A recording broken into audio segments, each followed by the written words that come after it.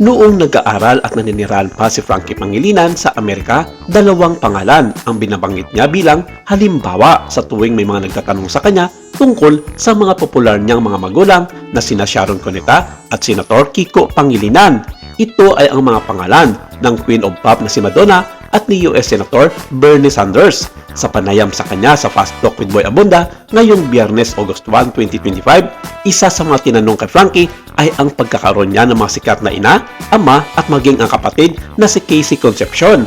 Sa Pilipinas ay hindi na kailan pang ipaliwanag ni Frankie sa iba kung sino ang kanyang mga magulang at kapatid.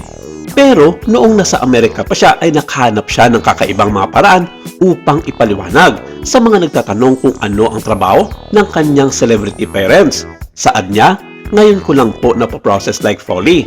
I think bilang adult na. When I talk about it to people, for example, like if I met someone in the States, I make friends with them and then it sorts of gets to the things of like what is it? Of course, Instagram din. Easy naman to see that there's certain content there on my things that isn't necessarily normal.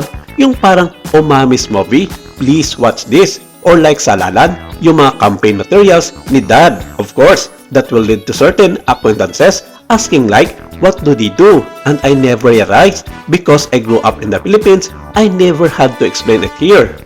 Natawa naman si Francis na sagutin nito ang tanong ni Boy Abunda na kapag ipinakilala mo ang magulang mo, ano ang sinasabi mo?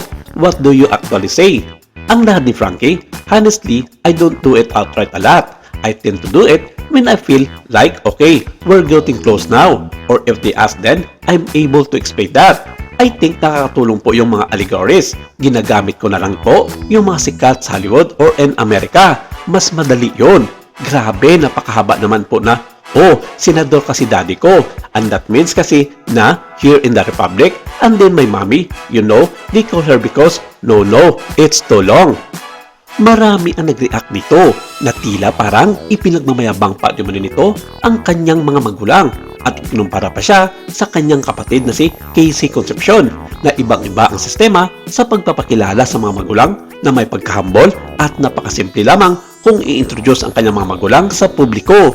Hindi mawari na sinasabi ng ibang mga netizens na patuloy umanong inaapi ni Frankie ang pagkatao ng kanyang ate Casey sa madla sa ibang mga pamamaraan at sa sinabi nito noon na sayang lang daw ang pagpapaaral ng kanyang mga magulang sa Amerika dahil hindi naman daw nagamit ang mga pinag-aaralan nito doon dahil naging full-time vlogger na lamang si Casey at ito na lamang ang bagay na kanyang pinagkakaabalan sa ngayon.